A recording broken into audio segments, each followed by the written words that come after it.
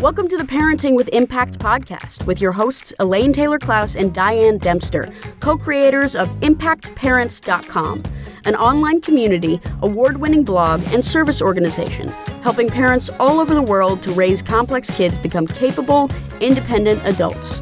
Elaine and Diane are certified coaches with personal experience raising children with challenges such as ADHD, anxiety, and more, and extensive experience in guiding parents to raise their complex kids with confidence and calm. On the podcast, Elaine and Diane interview experts, bringing you cutting-edge information about your child's challenges, teach you real-life strategies to create lasting change, and demonstrate how coaching can guide you to parent your complex kids, one conversation at a time. For the essentials of Elaine and Diane's coach approach to parenting, download a free tip sheet at impactparents.com/podcast.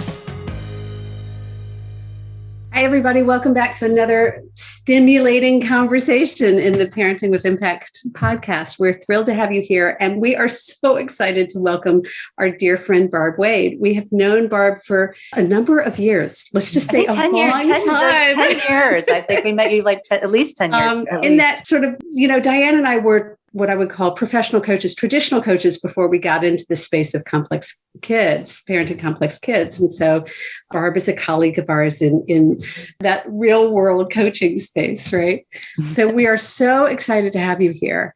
And usually we start this conversation with our guests by asking to tell us about the work they do with complex families. In this case, we're going to tweak it a little bit. Mm-hmm. And we're going to ask you as a mom who is a coach and has been a seasoned coach for a long time, right? And you're also in this realm of parenting complex kids. So tell us a little bit about that. Like, here you are as a coach, as a professional, and a mom, and you're really wearing all those hats in this conversation. What brings you here now? Well, how long do we have? How much time? Right. No kidding. Right. Yeah. You're asking me such a fascinating question because I am a professional coach of 20 years now, right? And I work with people on self-involvement and self-compassion and pursuing, their dreams and overcoming their obstacles and, all this stuff. And I'm well-trained and I have, degrees and blah, blah. And I ended up with kids that have baffled me. And yet this is what I do for a living. I work with people on how to be effective in the world. And I've got kids who are personally in different ways kind of blowing up against, what you might call norms. I've got two very neurodiverse kids. And so it's been an interesting ride as a coach going, I'm over my head here on the parenting thing. And yet sometimes I feel like I should be a perfect parent because of my training and what I do with people. You know what I'm saying? Yeah. Yeah. Well, here's what comes up is this notion that, as a coach, our job is to help people reach their full potential. Right. Well, and as a parent, our job is to help our kids reach their full potential. Only you didn't get the training manual for this one. Right. You're absolutely right. Mm-hmm. I mean, clients also come in, I work with very busy people, lots of moms, lots of high achievers, just lots of people who've kind of fallen off their own priority list. They know they're not happy. They know that they're just living lives, I'd say, of quiet desperation. Right. And they raise their hands to come into the coaching relationship, right? They're raising their hands and saying, I want help. I want to change my life. I don't know if my kids are raising their hands and saying, you know what, Mom, I want to evolve and better my life. So, for me, I've got to figure out where and how does that intervention come in? It's a different agreement, right? Although when you got a kid who's trans, and you do, part of what they're doing is saying, I want to figure out who I am. Right. I want to be who I am. Yes. And what's coming up for me is that you're in good company, right? So Elaine and I hear all the time from other professionals who are therapists or, other counselors or teachers. Other things like that, right? And it's teachers. And it's like I even help parents do the thing, but I'm supposed to know this and I can't do this. And it's so personal. And so what is it for you that you think is so different that makes it hard to keep that coach professional hat on as much? To a certain extent, you are making me realize how much my coaching skills have helped and have contributed to my kids thriving as much as they are. So it's not one or the other, but what I've been most surprised by is, in short, I have one older child who's on the spectrum, and then my younger child is transgender, recently diagnosed on the spectrum, and has a lot of anxiety and ADHD issues too. So, and both teenagers. Let me just yes, let me clarify that right now. 18 and 15 right now are the two ages.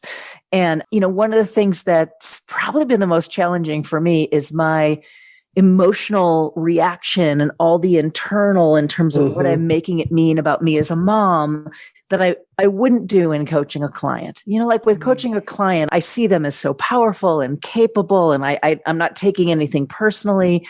When my kids are melting down, and just like my younger one who has a lot of mood dysregulation and a lot of issues with distress tolerance, and I get triggered, I get activated about some failure in myself, that I'm not managing my kid better, that my kid is having these problems, that I haven't quite figured out the right way to come in and rescue and fix things, which I'm learning with your help, you guys. You guys are really helping me move to so much more understanding and compassion through your work, that I shouldn't necessarily know these things, right? That we don't necessarily have a training manual on how to deal with complex kids, especially as their complexities are being revealed over time. So it's not like you get a report like, praying your child's 5, here's your report. These are going to be all their complexities, so you can start planning now. Like, it's revealed as we go, right?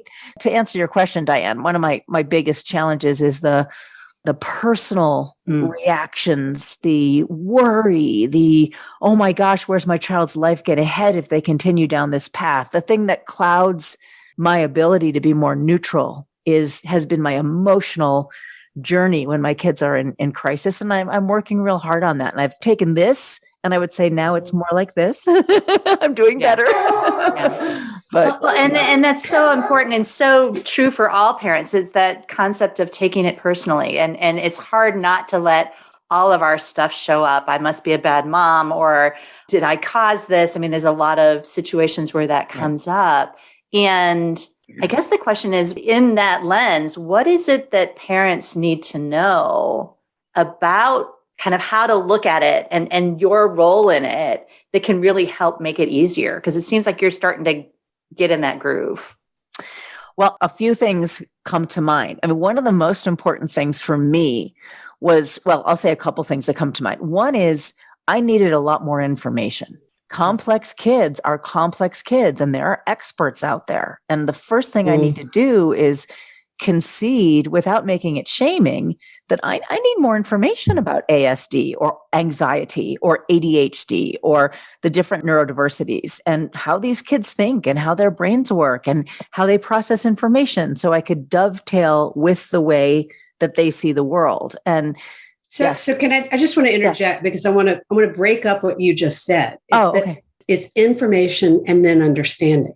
Right. Because they're not the same thing, right? First, you needed to learn about ASD and anxiety and ADHD, and then you needed to figure out, how is this manifesting and showing up in my kids? Right. So there's that applying that information to an understanding of them that we often don't break those into 2 steps. And I just want to highlight it because you captured it well. I'm really glad you did, because you're right that once I got a bunch of information, I then have had to try on what's relevant for each of my kids and what tools work or don't work for each of my kids, and how they're both on the spectrum. We know now, completely different spectrum kids, right? The way that their spectrum-y stuff manifests night and day. So yes, I've had to kind of apply and finesse and understand and practice. And so I appreciate that you kind of made that little distinction. I remember when we first started, and this is going back maybe 15 years. And what I used to say is that as parents of complex kids, we're called upon to make all of these complex medical decisions without the information and the understanding we need to make those decisions, right? And then we go to the experts because they're the experts and they don't have the information either.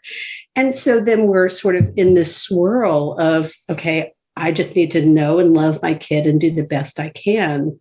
and try things and see what works and what doesn't, as you say, to see what sticks. Right. And it takes a lot of confidence as a parent to do that. A second thing I want to answer to you, Diane, because you asked a great question. The second thing that came up was, it's going to sound really silly. I don't know if anyone's said this quite before, but I have to realize that they're just trying to meet their needs. Instead of they're trying to annoy me, they're trying to freaking manipulate me. They're trying to get their way and badger me. Like, I guess there's been a shift in my understanding that they're just trying to meet their needs in whatever way their brains think they're going to meet those needs, which puts me in a place of more compassion, because there were a few years there where I was getting very frustrated.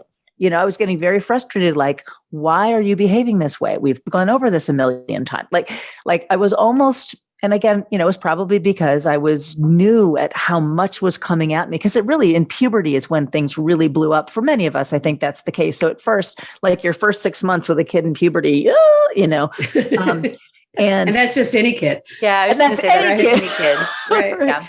But recognizing that, oh my God, he's not doing this to me. He's just trying to meet his needs. Like, I just wanted to make that point, because initially I felt, why is he being so difficult? Why is he being so belligerent? Does he get off on this? Does he enjoy? Like, I don't know. I'm maybe admitting things I shouldn't admit publicly.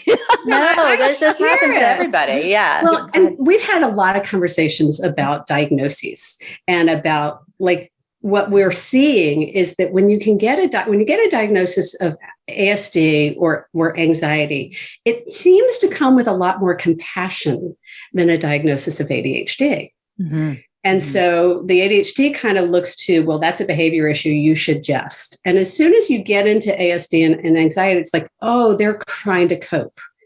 And I would argue that the ADD kids are trying to cope too. It's just a little bit more all over the place. Right. But I love that invitation to parents to not see it as about what the impact is on me, but to see it as what they're seeking. They're in pain, they're hurting, they're struggling, and they're seeking some way to make sense of themselves in this world. Mm-hmm. Well, and isn't it funny that both the things that you said, Barb, it's like the taking it personally. Okay, that's about me.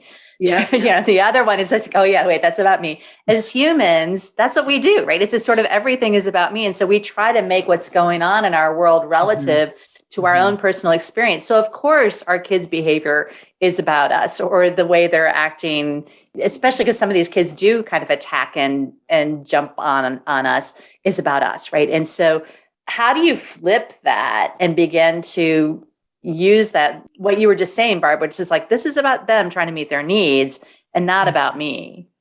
Well, I think a couple of things. I think that realization began the flip, because once you have that, like sometimes you realize something and think you can never go back to not realizing what you're realizing, if that makes sense. Like once I realized, oh my God, these kids are just trying to stay alive. It's so hard to be a teenager right now. There's so much pressure. There's the media, the phones, the incessant, friendship stuff. There's, ridiculously high stress school. Like they're just trying to survive. And it switched me to a place of so much more compassion. And I think, Diane, that began this kind of flip to make it, oh, it's not about me. It's about how do I really support them? How do I really come with a full compassionate heart? And also, like with my clients, I hold my clients as powerful in my mind. I hold my clients as powerful, as capable, as people who need a little bit of guidance and need some accountability and need some insights and some structure, but who are absolutely systemically capable of being successful in the world, achieving their dreams, being the person they're meant to be. And I realized, oh my gosh, why would I not see my children that way? Why would I think I got to come in and fix everything or it's all going to go downhill? I don't feel that way about my clients. Yeah. So starting to hold my children as powerful, to hold my children as capable, even amidst all the symptomology, which isn't important. And don't even get me on the labels, because our labels continue to change. So I realize that's only minimally helpful, is to hold them as powerful. And then to say, okay, so if they're powerful and they're capable, and I'm just here as a guide, so to make that separation, this is not about me, then what's our next approach? Then it becomes like a curious project. I don't know if I'm articulating it well. No, it does. And I think that the piece that's coming out, it goes back to that. There's not one answer here. There's not one kid here. Right. There's not, I mean, there's no silver bullet. There's no silver bullet. And I think that parents, a lot of times they're so hungry to make it their kid's life better, their life better, that they're looking for that magic bullet. And what you're describing so beautifully is an experimental, growth mindset of, okay, so what am I going to try today? And what might work? And with these kids, the thing you try yesterday that works really well may not work tomorrow. And no, that's the hard part. It's so hard. Well, what's coming up as you're saying this, like I remember I used to say to my kids, you're going to be amazing adults. We just got to get you there. I love that. Right? Oh my God, I get goosebumps thinking about all the time. Like sometimes I think my kid's going to be a really prominent activist in the world if I can just get him to adulthood. Right. Because there's that. Yeah. I was interviewing somebody else. There's another podcast episode on demand avoidance. I'll connect you with it. And for those of you listening, it was a really terrific conversation. It's that same thing. These kids, they want to make a difference in the world. This is the ASD piece, and they want to change the world, and they care about something deeply. And he does have the capacity to like flip the switch in the world somehow. You just got to get him to that point of seeing his capacity. Mm-hmm. So, and let's talk about that, because first you switch to seeing the capacity, and then there's this piece about helping them see it for themselves. Mm-hmm. So where are you on that journey at this point?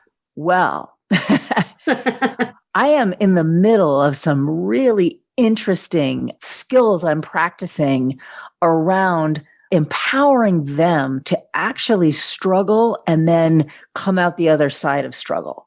So I had been coming in a little too much to help, and that's okay, because I think that's sometimes where we start. I was learning about what their neurodiversity is and coming in and helping and coming in and, kind of momming the situation. And right now I'm really in a phase where I'm being advised from my support system that the better opportunity is to say, so what do you think you want to do about that? Wow, I really hear you. God, so attune and validate, and then hold them and hand it back to them. And initially I would have been like, well, we have a few options, honey. And I'd give the options, and now I'm going to that little tweak of, so how do you think you want to handle this? What's the best resource you have to deal with this? What do you perceive your options might be? And I didn't realize that before, by kind of swooping in with the ideas, I was unintentionally implying, I don't think you can handle it. So let me give you this menu. Yeah, let me give you this menu of choices. Yeah. And it's interesting because I see the kids are pissed. They want me to tell them how to handle something. So they're more like, well, I don't know what I can do. And let's talk about it. And initially, but when they solve something, the light, the self-esteem, the wow, confidence. I handled it and I came up with it, and the confidence, that's where I'm at right now, is watching how much, if I hold a container for them to use tools and for them to figure things out, and for them, this is so hard, but to watch them make a choice where I go, oh God, this is probably going to be a stumble, but I got to let them have the stumble. And then go, oh, wow, here's why that didn't work. And then what do you want to try? And then they finally get to solution, and they're so, amazed and have so much self-esteem. So I have to sit on my hands sometimes to not.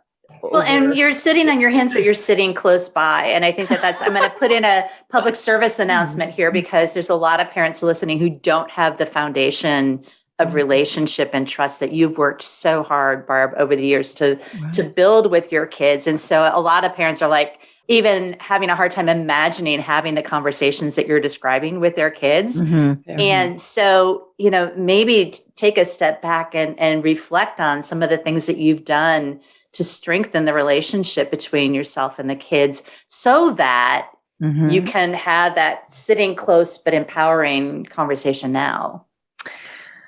Wow. I wonder if I could even put a finger on it. I've always, with the kids, and so has their dad, done a lot of, I care about you. I want to spend time with you. I'm interested in you and who you are. What do you think about this? What do you think about that? Oh, I love that about you. Or, oh, like we've just always been very demonstrative in saying, I see you in different ways, like saying, I see you or showing I see you. It's not just saying, but showing to these kids, I see you. I see you. I don't know, Diane, how to explain it. I think that's created an intimacy where there is the trust you might be referencing.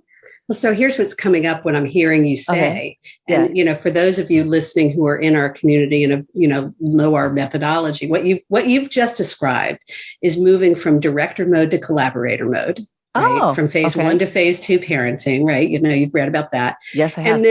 And the relationship and having a foundation of really leaning into the relationship has enabled you to make that shift. Because it's, when you say to a kid, I'm curious about you, I want to know you, I'm interested in you, you're building relationship.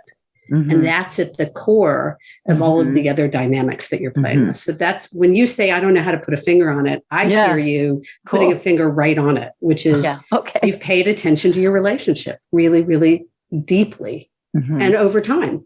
Yeah, that's true. Yeah. And it's paying dividends now in the way that you described. So I am grateful for that. Yeah, because your relationship is kind of your insurance policy, right? If you got that relationship, when something goes awry, they're going to be willing to trust you and connect with you and talk to you when they need some help instead of pushing you away because they don't trust. So if you're listening and you have a young kid and you're in that process of creating that relationship, lean into it and really do the work. And if you're a parent of an older kid and that you feel in that stretch of the relationship and they're separating themselves, find ways to those tendrils to connect back in, and I love the way you were saying it, Barb, to kind of really see what they're about. I mean, they're now at a point where they're unique beings with interests and creative juices and what. And I had a mom the other day who's like, but I don't care about video games. And I'm like, well, your Diane does. I was just going to jump in and go, I'm on my 11th anime series with one of my children. Me too. And we sit and we watch this anime show as this bonding opportunity. And I am literally like sneaking a peek at the clock, like how much more time in this friggin' episode. But we're our 11th show because that's important. That's important to her. Yep.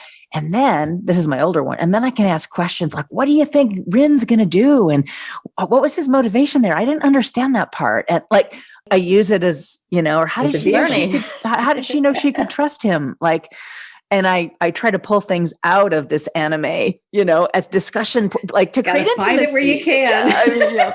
But, people are like, oh, you've watched. I'm like, oh yeah, I could tell you the plot of, but you do it because you love them. So yeah.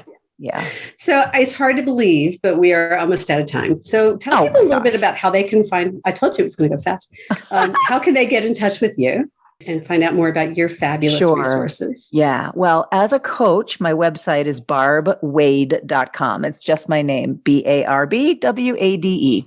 And that talks all about the work I do with, like I said, busy, high achieving people who live in a lot of adrenaline and chaos, but are very successful and holding everything together and maybe need some self-love time, some self-care time, some time to really reassess and discern their priorities and values. That's something I do with a lot of people who go, I don't know if I've reassessed my priorities and values at this age, and I'm still living a life I planned 20 years ago. 20 years ago, So people can read about that and reach out I'm always happy to talk to anybody who wants to have just even a curiosity conversation about these kinds of thoughts and ideas. So that's where people can learn more about me professionally, at least. Super awesome. And if anyone wants to talk mom to mom about any of this, reach out to me as well. We're a part of a very special tribe. We are. We are. Is there anything else you want to share with our listeners? Something you hope parents will take away from our conversation today? I guess I would say I was going to use this word earlier and you used it and I noted it, Elaine, which had to do with curiosity. You mentioned curiosity a few minutes ago. And I guess I was going to say, if I want to put a button on anything, it's really shifted me to be curious with my kid instead of pissed off and annoyed. Yeah. And I know that sounds really silly. We say curious, not furious. furious. Oh gosh, I didn't even know that. Because I've in the past, I jumped to an assumption about what they're thinking or doing. And I've been wrong a lot of the time. Yeah. And also that assumption has made me feel a little, and curiosity is probably the concept that's changed things the most. Tell me what you were thinking. Tell me what you were thinking when you did that, or tell me what you're thinking now. And there's this whole world of information I wasn't seeking before. Instead of why did you do it? Yeah. Right. That's the shift. If you take away the why, which puts them on the defense and it's kind of accusatory. Yeah. And you just said something, and I know we're out of time, but I don't want to leave without touching on this notion of the humility that this brings up for us as parents, because we didn't know and we don't know. And we kind of touched on that earlier, but we haven't talked about it here. There's something about not knowing and being okay with that, that allows us to be curious. And allows us to get help when we need it. Yeah. And especially hard for someone who's a coach or a therapist or some kind of personal growth healer, or because we do put the pressure on ourselves that we should know these things. This is what we do for a living. This is what we're trained in. And to shift from there's some, I don't know, deficiency in me that I'm not catching this versus, oh, this is a complex kid. This is not, dot to dot to dot. And also they're my child, not my client. So there's a different relationship there. So humility has been actually a saving grace for me to stop beating myself up. Like I'm not supposed to be at a different point with this particular type of relationship, than the point I am at. And I'm proud of the point I'm at. I've been working my tail off on how to parent these kids, right? So, we got to give ourselves that credit too. Yeah. So fun wrap.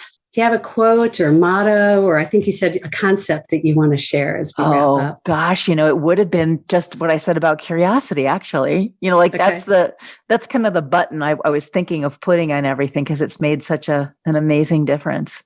Yeah, I don't have a particular quote. I mean, sometimes I like, we can do hard things, Glennon Doyle.